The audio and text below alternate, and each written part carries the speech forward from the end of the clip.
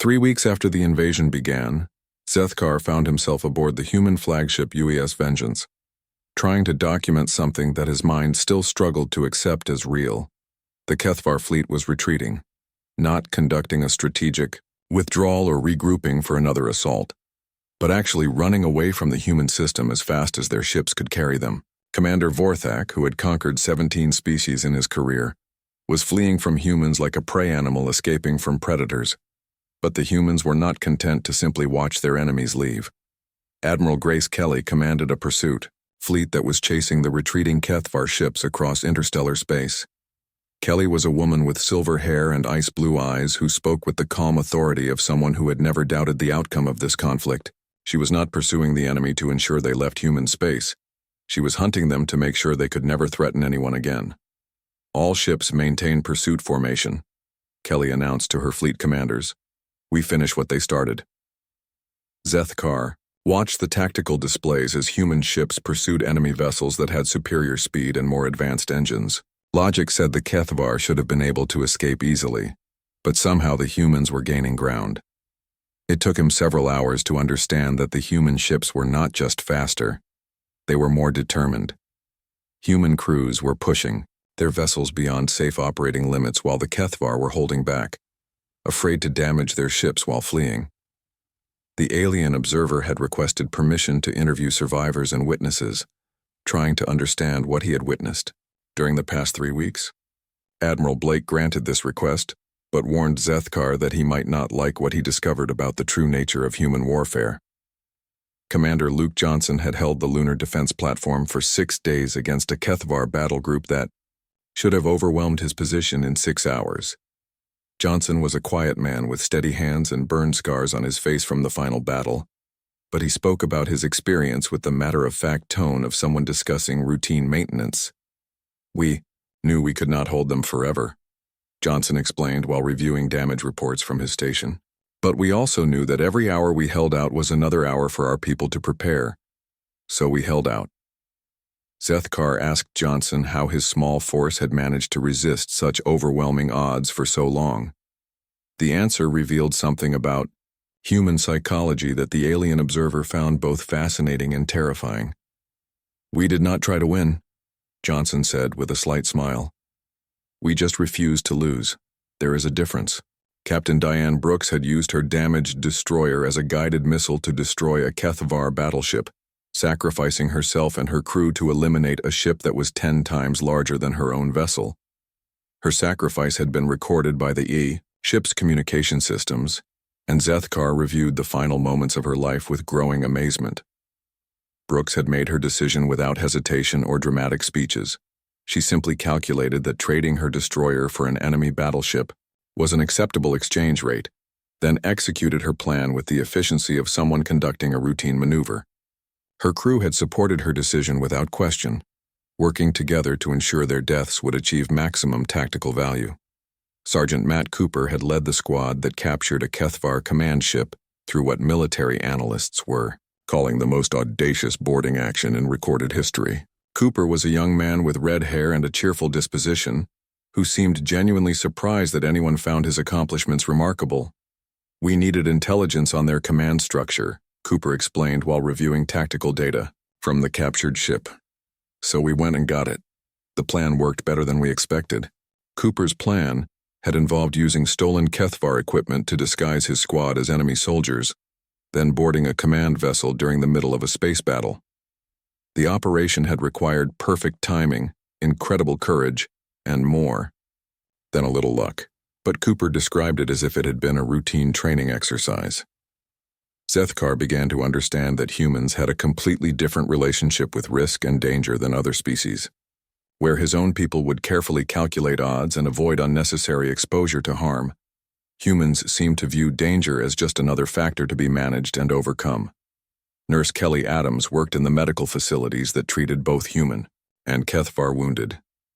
Adams was a small woman with gentle hands and kind eyes who moved between human and alien patients with the same professional care. When Zethkar asked her why she treated enemy soldiers who had tried to kill her people, her answer revealed something fundamental about human nature. They are hurt and far from home. Adam said while changing bandages on a wounded Kethvar soldier. That makes them patients, not enemies. This philosophy extended throughout human society in ways that confused Zethkar. Human soldiers shared their food with enemy prisoners. Human engineers helped repair captured Kethvar equipment, and human doctors treated alien wounded without regard to which side they had fought for. It was as if humans could separate the act of fighting from personal hatred in ways that other species found impossible. Engineer Bob Taylor spent his time studying captured Kethvar technology with the enthusiasm of someone who had discovered a new hobby. Taylor was a tall man with grease-stained coveralls and bright eyes who seemed genuinely excited about every alien device he encountered. His attitude toward enemy technology revealed another aspect of human psychology that Zethkar found difficult to understand. "Look at this power coupling," Taylor said while examining a Kethvar engine component. "The efficiency is incredible. We could learn a lot from this design." Taylor showed no resentment toward the people who had tried to conquer his world. Instead, he focused on the knowledge that could be gained from studying their technology. This ability to separate useful information from emotional context seemed to be another uniquely human trait. As Zethkar continued his interviews, he began to see patterns that explained how humans had achieved the impossible. They did not fight the way other species fought, with the goal of defeating enemies and claiming territory. Instead, they fought to protect something deeper: the right to remain human, to keep their values and principles intact regardless of the circumstances they faced. Private Lucy Stone had survived the entire planetary invasion despite being barely 19 years old. Stone was a young woman with bright eyes and steady hands who had somehow managed to maintain her optimistic outlook even after weeks of brutal combat. When she found Zethkar looking troubled after a particularly difficult interview, she approached him with the casual friendliness that seemed to characterize her species. "You still look pretty shaken up," Stone observed while cleaning her equipment. "What is it about us that bothers you so much?" Zethkar tried to explain what he was feeling, but the words came out in a confused jumble of observations and fears. Stone listened patiently, then offered an explanation that cut straight to the heart of what the alien observer had been struggling to understand. "You are scared because we do not fight the way other people fight," Stone said with a gentle smile. "Most species fight because they have to. We fight because we choose to. That makes us unpredictable, and unpredictable enemies are always scary." This simple statement helped Zethkar understand something that had been puzzling him since the beginning of the conflict. Humans did not view warfare as an unfortunate necessity or a tool for gaining advantage over competitors. They viewed it as a test of their fundamental character, a way of proving that some principles were worth any sacrifice. But perhaps the most important thing Zethkar learned came from observing what humans did after the fighting ended. As the pursuit fleet chased retreating Kethvar forces, other human ships were already traveling to worlds that had been enslaved by the enemy empire. They were not going as conquerors, but as liberators who intended to free species that had been oppressed for decades. Captain Sandra Lee commanded one of the liberation fleets that was heading toward the former Kethvar territories. Lee was a woman with dark hair and determined eyes who spoke about her mission with the same quiet confidence that Zethkar had observed in every human leader he had encountered. "We are not going to replace the Kethvar," Lee explained while reviewing star charts of enemy territory. "We are going to make sure that no one can replace them. Every species deserves the right to choose their own path." This philosophy represented something completely new in galactic politics. Throughout history, strong species had conquered weaker ones, and the cycle of domination had continued across the centuries. But humans seemed determined to break that cycle, to create something different based on the idea that freedom was more valuable than power. As Zethkar prepared his final report to the Velthari High Command, he found himself struggling to find words that could convey what he had witnessed. How could he explain that he had watched a species that seemed to operate according to principles that had never existed before? How could he describe people who fought not for conquest or survival, but for abstract concepts like freedom and hope? In the end, he chose simple honesty over diplomatic language. The Kethvar fleet had broken through the orbital defenses and begun the invasion of Earth itself. But Zethkar was beginning to understand that this was not the victory that Commander Vorthak had expected. The alien observer watched from his position aboard the Silent Observer as enemy dropships descended toward the blue planet below, carrying thousands of Kethvar soldiers to what should have been a routine planetary conquest. Instead, they were landing in the middle of something that defied every military principle Zethkar had ever learned. The humans did not surrender. They did not even slow down. Colonel Paul Henderson commanded the evacuation of New York City, but Zethkar quickly realized that this was not actually an evacuation at all. Henderson was a tall man with gray hair and sharp eyes, who moved through the chaos of the city with the calm precision of someone who had planned for exactly this situation. He was not moving civilians away from the fighting. He was positioning them for something else entirely. All civilian transport routes are now active, Henderson announced to his staff while Kethvar dropships screamed overhead. Remember, we stick to the schedule no matter what happens above us. The schedule Henderson referred to was not about saving lives. It was about setting up the largest ambush in human history. Every evacuation route had been prepared as a killing ground with hidden weapons and pre-positioned supplies that would turn fleeing civilians into deadly guerrilla fighters. The Kethvar were landing in what they thought was a conquered city, but they were actually walking into a trap that involved the entire human population. Major Rose Patterson coordinated refugee camps that were actually fortified positions designed to look helpless and vulnerable. Patterson was a compact woman with short blonde hair and fierce brown eyes, who spoke to her teams with the authority of someone who had never lost a battle. She positioned families and children in locations that would draw Kethvar forces into carefully prepared ambush zones. "Remember, you look scared and helpless until the signal," Patterson told a group of apparent refugees who were actually trained fighters. "When the shooting starts, you show them what scared humans can do." Zethkar watched in growing horror as he realized the scope of what the humans had planned. Every man, woman, and child on the planet was part of a military strategy that turned the entire world into a weapon. The Kethvar had conquered many planets before, but they had never faced an enemy where the distinction between soldier and civilian simply did not exist. Sergeant Alex Turner led what appeared to be a routine military unit that was overrun by superior Kethvar forces during the first day of the planetary invasion. Turner was a young man with dark hair and steady hands, who seemed to accept defeat with the calm resignation of a professional soldier. His unit was scattered and his position was lost, but Zethkar quickly learned that Turner's apparent defeat was actually the beginning of something much more dangerous. Turner and his men did not retreat to regroup at another location. Instead, they went underground and began operating from a network of tunnels and hidden bases that seemed to appear from nowhere. Within hours of being defeated, Turner's unit was conducting sabotage operations that disrupted Kethvar supply lines and communication networks across the entire region. "Turner, report your status," Henderson requested over secure communication channels. "We are dead, sir," Turner replied, while his supposedly defeated unit planted explosives under a Kethvar supply depot. "But we are still working." Dr. Elena Foster represented something that confused Zethkar more than anything else he had witnessed.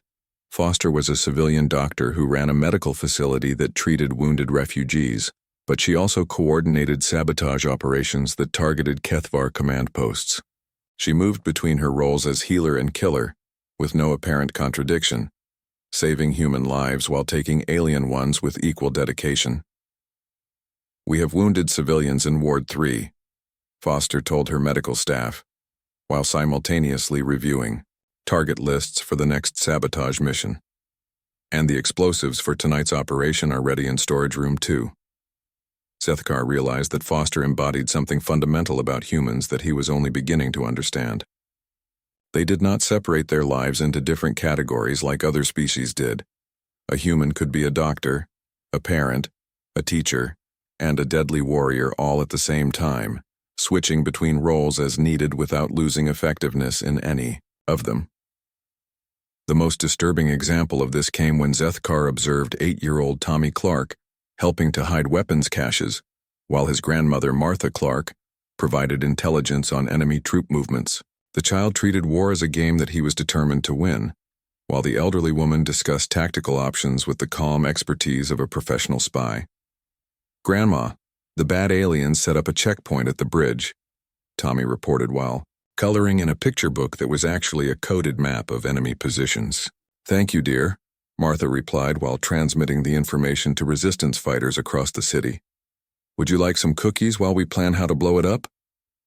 Zethkar found himself struggling to comprehend what he was witnessing.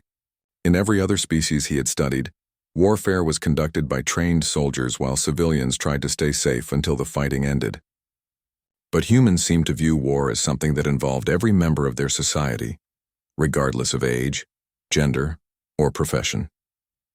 Henry Davis had been an office worker before the invasion, spending his days managing financial records for a small company. But within a week of the Kethvar landing, Davis had transformed into a guerrilla fighter who specialized in urban warfare tactics. He moved through the ruins of his city with the deadly efficiency of someone who had been born for this kind of conflict. "Davis, you need to fall back to the safe zone," Patterson ordered during one particularly dangerous mission. "There are no safe zones, ma'am," Davis replied while setting up an ambush for a Kethvar patrol. "There are only places where we have not started fighting yet." The Kethvar forces found themselves dealing with something they had never encountered. An entire planet where every building could be a fortress, every civilian could be a fighter, and every act of mercy could be a trap. They had superior weapons and better training. But they were fighting an enemy that seemed to be everywhere and nowhere at the same time.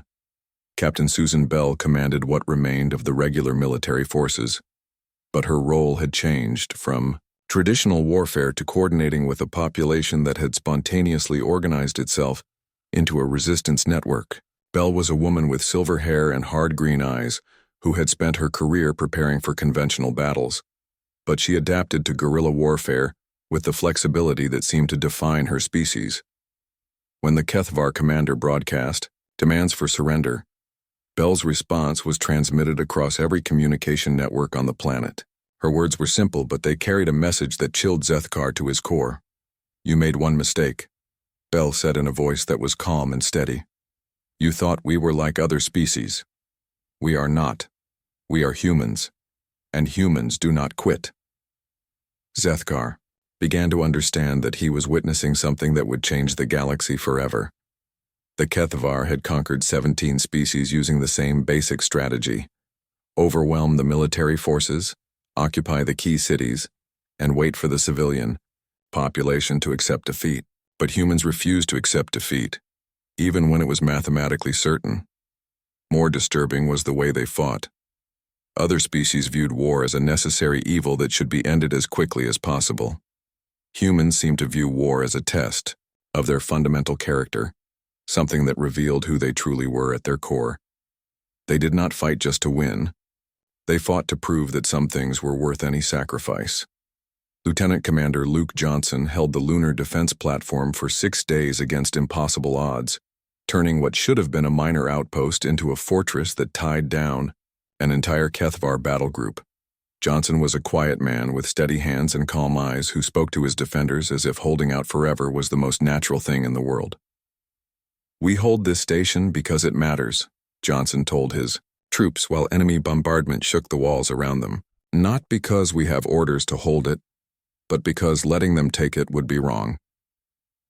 Captain Diane Brooks commanded a destroyer that had suffered critical damage during the orbital battle, but instead of abandoning ship, she used her dying vessel as a guided missile that took out a Kethvar battleship.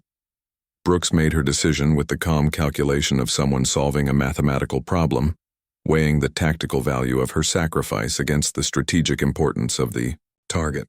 "Brooks, you can still evacuate your crew," Blake ordered when sensors showed her ship was beyond saving. "No, sir," Brooks replied while steering her destroyer toward the enemy battleship. "This is where we make our stand." Sergeant Matt Cooper led a squad that captured a Kethvar command ship through what could only be described as controlled insanity. Cooper was a young man with red hair and freckles who looked like he should have been working on a farm instead of conducting military operations, but he planned and executed the assault with the tactical genius of someone who had studied warfare his entire life. The Kethvar fleet came like a storm of death across the darkness of space. Their ships moved in perfect formation, 300 vessels of destruction that had brought terror to 17 different worlds. Zethkar watched from the silent observer as the enemy fleet approached the outer defensive line where Admiral Blake had positioned the human fleet. The mathematical analysis was simple and brutal: 67 human ships against 300 Kethvar vessels. It should have been a massacre. Commander Vorthak led the Kethvar assault from his flagship, the Crimson Talon. His strategy was the same one that had worked perfectly for decades: overwhelming force applied with ruthless efficiency. The Kethvar would smash through the pathetic human defenses, destroy their fleet, and then begin the systematic conquest of their worlds. It was a pattern that had never failed. But the humans did not follow the pattern.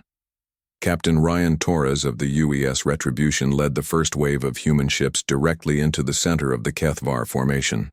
This made no tactical sense according to any military doctrine that Zethkar knew. Smaller forces were supposed to avoid direct confrontation with superior numbers, using hit-and-run tactics to wear down the enemy over time. Torres was doing the exact opposite, charging straight into the teeth of the enemy fleet. "All ships, follow the Retribution," Torres announced over the communication channels. "We show them what humans do to bullies." The human fleet spread out behind Torres like a pack of wolves, each ship taking a different angle of attack. Zethkar realized that what looked like chaos was actually something far more sophisticated. The humans were not maintaining formation because they did not need to. Each captain knew exactly what the others would do without being told. Commander Maria Santos coordinated the smaller vessels from her command ship, the UES Defiant. Santos had positioned fighter squadrons and patrol boats throughout the asteroid field, creating layers of defense that would channel the enemy fleet into killing zones. But as Zethkar watched the battle develop, he realized that Santos was not just trying to slow down the invasion, she was trying to destroy it completely. The first Kethvar ships to engage the human fleet discovered something that shocked them. Human vessels fought with a ferocity that defied logic. When the Kethvar destroyer Bloodfang damaged the human cruiser UES Freedom, Captain Jake Morrison did not retreat for repairs.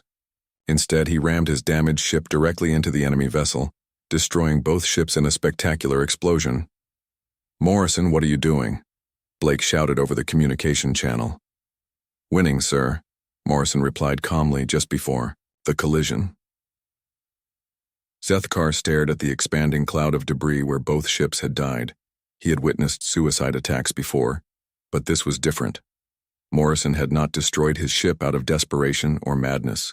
He had calculated that trading one human vessel for one Kethvar vessel was an acceptable exchange rate, even though it meant his own death. Lieutenant Colonel Steve Parker commanded the Marine boarding parties that began attacking Kethvar ships from the inside.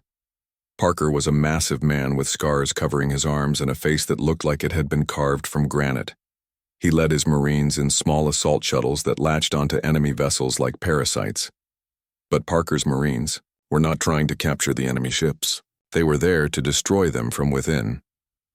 Zethkar watched in horror as human boarding parties fought their way through Kethvar vessels, planting explosives and overloading power systems with the single-minded purpose of turning each enemy ship into a tomb for everyone aboard, including themselves. "Parker, you need to extract your teams," Blake ordered during one particularly vicious boarding action. "Negative, sir," Parker replied while his Marines fought through the corridors of a Kethvar battleship. "We finish what we started, Plodin." Danny Walsh flew his fighter squadron through maneuvers that should have killed every human in the cockpit. Walsh was a young man with bright blue eyes and steady hands who treated his fighter like an extension of his own body. He led his pilots through the enemy formation at speeds that pushed both man and machine beyond safe limits. The Kethvar had better fighters and more experienced pilots, but they could not match the sheer reckless courage of Walsh's squadron. Human pilots flew into situations where death was almost certain, yet somehow many of them survived through pure skill and determination. When they did not survive, they made sure to take enemy fighters with them. "Walsh, your squadron is taking heavy casualties," Santos warned over the communication channel. "Yes, ma'am," Walsh replied while dodging enemy fire. "But we are giving better than we get." Zethkar began to understand something that chilled him to his core. The humans were not just fighting to defend their territory, They were fighting as if their very existence depended on winning every single engagement. When Corporal Beth Adams held a communications relay against overwhelming odds, she did not retreat when her position became hopeless. Instead, she called down artillery strikes on her own location, destroying the enemy force along with herself. Medic Tony Rivera ran through enemy fire to rescue wounded human soldiers, but he also carried weapons and fought with the same intensity as frontline infantry. Rivera saved lives while taking them, healing his own people while killing their enemies without any apparent contradiction in his mind. "Rivera, fall back to the medical station," Parker ordered during one chaotic boarding. "Action." "Not while there are wounded men out here, sir," Rivera replied while treating an injured Marine under enemy fire. The Kethvar fleet found itself in a situation they had never experienced before. Their superior numbers and technology should have guaranteed victory, but the humans refused to acknowledge that they were supposed to lose. Every engagement became a desperate struggle where the humans fought as if defeat was simply not an option. Engineer Carl Foster demonstrated this philosophy in the most dramatic way possible when his ship, the UES Defender, suffered critical damage to its main reactor. Instead of abandoning ship, Foster chose to manually overload the reactor core while positioning his vessel between the enemy fleet and a group of human evacuation transports. "Foster, get out of there," Blake ordered. When sensors showed the reactor building toward critical overload, "Someone has to hold the line, sir," Foster replied calmly while working with tools in his hands and radiation burning his body. "Might as well be me." The explosion destroyed Foster's ship and took 3 Kethvar vessels with it. The evacuation transports escaped safely, carrying thousands of human civilians away from the battle zone. Zethkar realized that Foster had not just sacrificed his life. He had calculated the exact moment and position where his death would do the most good for his people. As the battle raged across the solar system, Zethkar observed something that violated every principle of military science he had ever learned. The humans were actually winning. Their fleet was smaller and their technology was inferior, but they were destroying Kethvar ships faster than they were losing their own vessels. The key was their complete willingness to trade their lives for tactical advantage. When a human captain realized his ship was doomed, he did not try to save himself and his crew. Instead, he looked for the best way to use his death as a weapon against the enemy. This created a psychological effect that the Kethvar had never encountered, an enemy that became more dangerous as the battle became more desperate. Major Kelly Murphy coordinated the defense of Luna Station with the same ruthless efficiency. Murphy had positioned her forces in ways that forced the Kethvar to attack through narrow corridors, where their numerical advantage was reduced. When enemy forces broke through her outer defenses, Murphy did not fall back. Instead, she turned each defensive position into a trap that would destroy the attackers, even if it meant killing the defenders. "Murphy, your forces are cut off," Rodriguez warned from the main command center. "Yes, ma'am," Murphy replied while calling down bombardment on her own position. "But we are taking them with us." Sergeant Nick Bennett proved that human courage was not limited to officers and veterans. Bennett was young and inexperienced, but when his observation post was overrun by Kethvar ground forces, he did not surrender or retreat.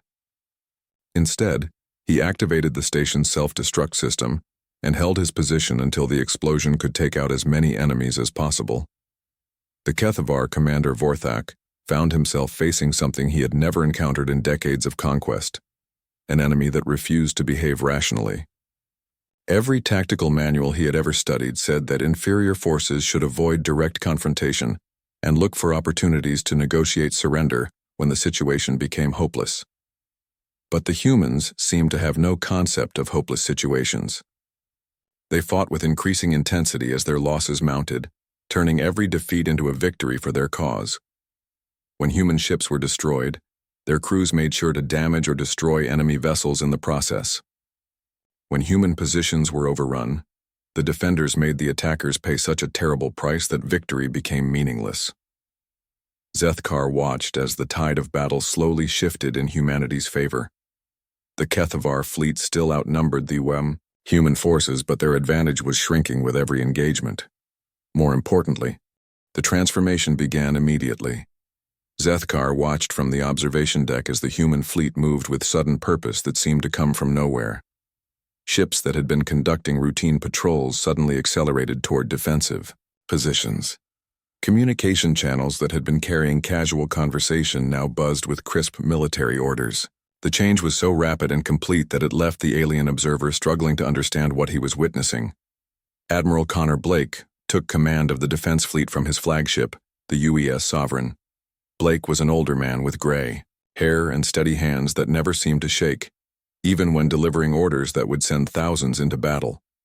Zethkar observed him through the communication links Morrison had provided, watching as Blake coordinated movements across the entire system without showing any sign of panic or uncertainty. "All vessels will form defensive grid pattern 7, Blake announced to his fleet commanders. "We hold the line at Jupiter's orbit. No enemy ship reaches the inner system." The words were simple, but Zethkar detected something beneath them that he could not quite identify. Blake spoke as if the outcome was already decided, as if there was no possibility of failure. This confused the Velthari observer because the mathematical odds clearly favored the Kethvar fleet by a significant margin.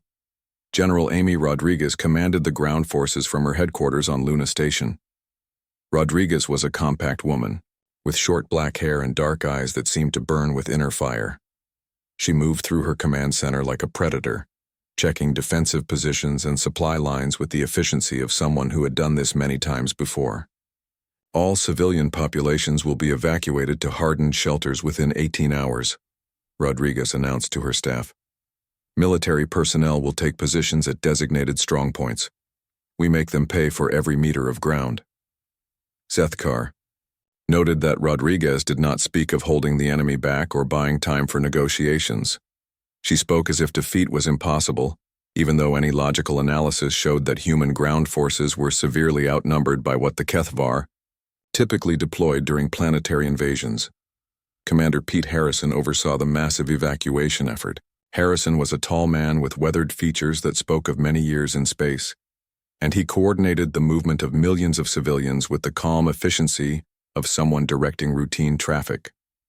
Cargo ships, passenger liners, and even small private vessels were pressed into service to move people away from vulnerable positions.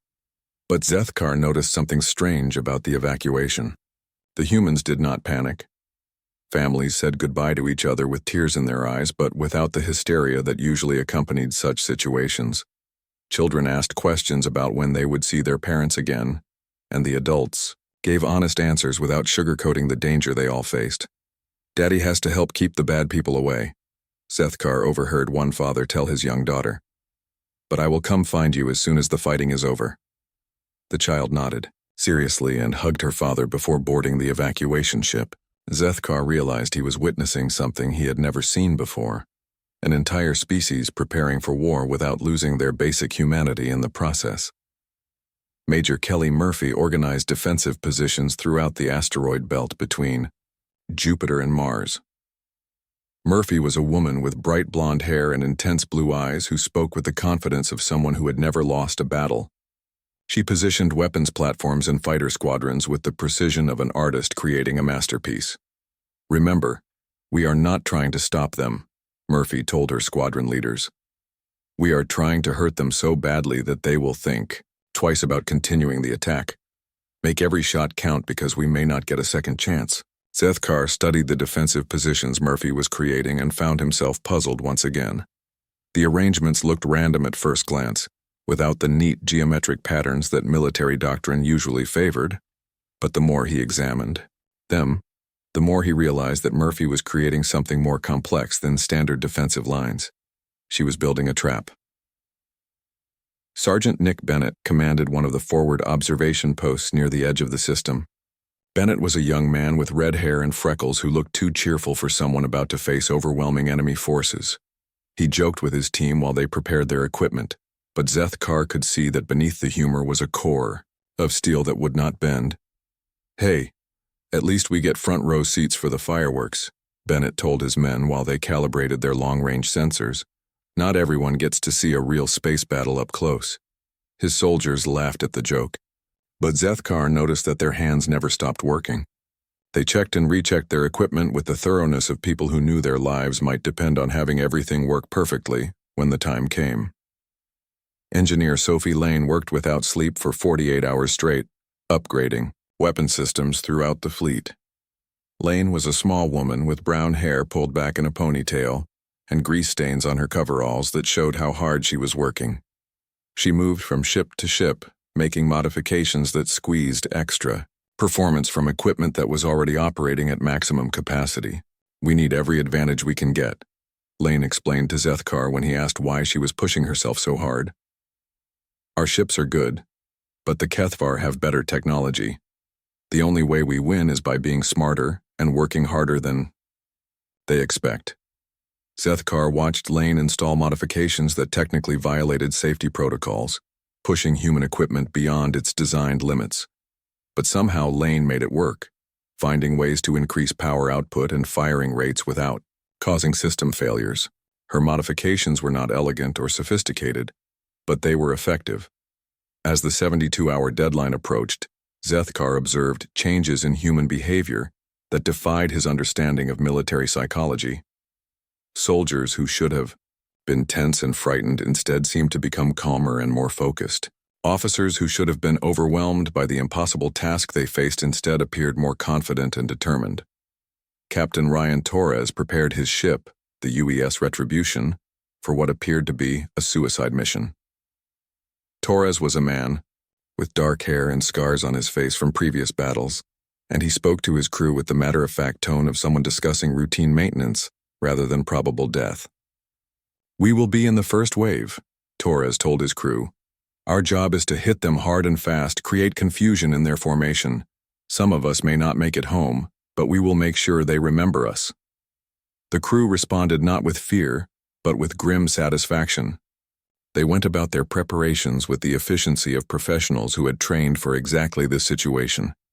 Zethkar realized that these humans were not just willing to die for their cause, they were eager to make their deaths count for something meaningful.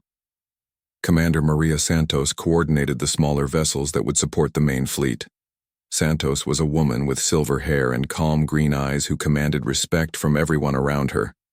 She organized patrol boats, fighters, and even civilian ships into formations that could provide tactical support during the coming battle. "Speed and unpredictability will be our weapons," Santos explained to her captains. "The Kethvar expect us to fight like other species, with rigid formations and predictable tactics. We will show them something different." Zethkar studied Santos's battle plans and found himself increasingly confused. The human formations looked chaotic and inefficient compared to standard military doctrine. But when he tried to predict how they would perform in actual combat, he found that the apparent chaos made them nearly impossible to counter effectively. In the final hours before the Kethvar fleet arrived, Zethkar made a disturbing discovery. The humans were not just preparing to defend their system, they were preparing to win. Every conversation he overheard, every order he witnessed, every tactical decision he observed was based on the assumption that victory was not only possible, but inevitable. This confidence made no logical sense. The Kethvar had conquered 17 different species in the past century. Their fleet was larger, their technology was more advanced, and their experience in warfare was extensive. By every rational measure, the humans should have been preparing for defeat and looking for ways to minimize casualties during the inevitable surrender. Instead, they were sharpening their weapons and making jokes about what they would do to celebrate after the battle was won. Zethkar found this attitude both fascinating and terrifying. He was beginning to suspect that humans operated according to principles that his own species had never encountered before. The long-range sensors detected the Kethvar fleet dropping out of hyperspace at the edge of the system, 300 ships in perfect formation, moving toward Earth with the confidence of predators who had never tasted defeat. Morrison joined Zethkar at the observation deck to watch the enemy approach. 300 ships, Zethkar said quietly. "Your people cannot possibly win against such odds." Morrison was silent for a moment, watching the enemy fleet on the tactical display. When he finally spoke, his voice carried the same calm confidence that Zethkar had heard from every other human during the past 3 days. Zethkar stood at the observation deck of the Silent Observer and watched the blue planet spin slowly below him. 6 months had passed since the Velthari Confederation made first contact with the species that called themselves humans. The planet they called Earth looked peaceful from up here with its white clouds and green continents, but Zethkar knew better than to trust appearances. He had been sent here for one purpose, to study human warfare and determine if these new beings posed any threat to the greater galactic community. The Velthari had been watching space for thousands of years. They had seen many species rise and fall, and they knew the patterns well. Most civilizations followed predictable paths when it came to conflict. They developed logical military strategies, created efficient weapons, and fought with calculated precision. The Velthari themselves had perfected this approach long ago, which was why they rarely lost battles and almost never lost wars. But humans seemed different, and that made Zethkar nervous. He had spent weeks reviewing their military history, watching recorded battles from their past conflicts. What he saw confused him. Human tactics appeared chaotic and wasteful. They made emotional decisions that went against basic military logic. They threw away advantages for reasons that made no tactical sense. Yet somehow, they kept winning battles they should have lost. Captain Jake Morrison of the human vessel UES Defiance had been assigned as their liaison. He was a tall man with short brown hair and calm blue eyes that seemed to take in everything around him. When Morrison first boarded the Silent Observer, he moved with the confident stride of someone who had seen many battles. Zethkar noticed that Morrison showed no fear of the alien observers, which was unusual. Most species displayed some nervousness during first contact situations. "Welcome to our system," Morrison had said with a smile that seemed genuine. "We hope this partnership will benefit both our peoples." His words were polite, but Zethkar detected something else beneath the surface. Morrison carried himself like a warrior who was always ready for trouble even during peaceful meetings. Lieutenant Lisa Carter accompanied Morrison on most visits. She was shorter than the captain, with red hair tied back in a neat ponytail and green eyes that missed nothing. Carter handled the technical demonstrations of human military equipment. When she showed Zethkar their weapons, she did so with the pride of someone who truly understood her tools. But like Morrison, she had that same underlying tension, as if she expected conflict at any moment. The human weapons puzzled Zethkar. They relied heavily on projectile systems that seemed primitive compared to energy weapons used by most advanced species. Their firearms launched small metal bullets using chemical explosions. Their larger weapons used similar principles, but with bigger projectiles. When Zethkar asked why they had not developed more sophisticated energy weapons, Carter explained that humans preferred weapons that were reliable and easy to maintain in field conditions. "Our soldiers need to know their weapons will work even in the worst situations," Carter had said. "A rifle that fires bullets will work in mud, sand, water, extreme heat, or freezing cold. Energy weapons can be more powerful, but they are also more likely to fail when you need them most." This philosophy extended to their military vehicles as well. Human tanks were heavy, loud, and seemed clumsy compared to the sleek hover vehicles used by other species. But they were also incredibly tough and could operate in any environment. Their aircraft followed similar principles, built more for durability than elegance. What truly confused Zethkar was human military organization. Other species typically organized their forces along logical lines, with clear hierarchies and specialized units for specific tasks. Humans did have hierarchies and specializations, but they also trained every soldier to handle multiple roles. A medic could fight as infantry when needed. An engineer could take command if officers were killed. A pilot could perform ground operations if required. "We call it cross-training," Morrison explained when Zethkar asked about this apparent inefficiency. "In battle, you cannot always predict what will be needed. Our people learn to adapt because adaptation keeps them alive." During weapons demonstrations, Zethkar observed something else that puzzled him. Human soldiers showed remarkable accuracy with their projectile weapons, but they also displayed an unusual relationship with their equipment. They gave names to their rifles and vehicles. They performed maintenance rituals that went beyond technical necessity. They treated their weapons almost like living companions. Sergeant Danny Walsh demonstrated small unit tactics for the alien observers.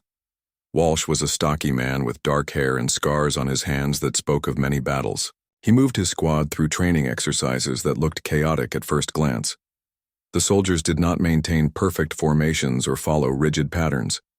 Instead, they flowed around obstacles like water, each man covering for the others in ways that seemed almost instinctive. How do they coordinate without constant communication? Zethkar asked Morrison. Training and trust, Morrison replied. These men have fought together for years. They know how each other thinks and moves in combat.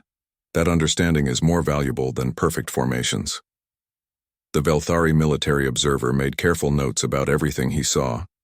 Human training emphasized physical conditioning that seemed excessive for modern warfare. There, soldiers could run long distances carrying heavy equipment, survive in harsh environments without technological support, and continue fighting even when wounded. Most advanced species relied on technology to handle these challenges, but humans seemed to prefer developing their own natural capabilities. Carter showed Zethkar recordings of human military history, battles from their past when they fought only among themselves. The conflicts were brutal and costly, with enormous casualties on all sides. Yet humans never seemed to learn to avoid war. They kept fighting throughout their history, developing new weapons and tactics with each generation. Why do your people not choose peace? Zethkar asked. You clearly understand the cost of war.